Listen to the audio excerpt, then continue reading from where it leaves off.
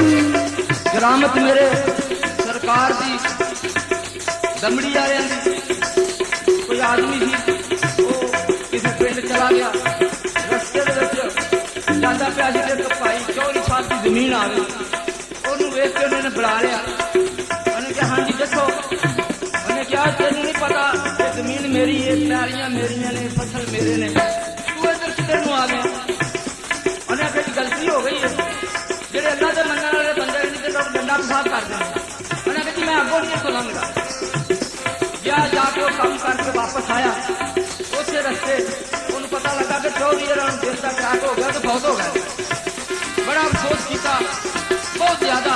तो मियां साहब ने बोल लिखा मैं पेश कर रहा मोहम्मद राज सफाई गुजराने का की है हाँ जी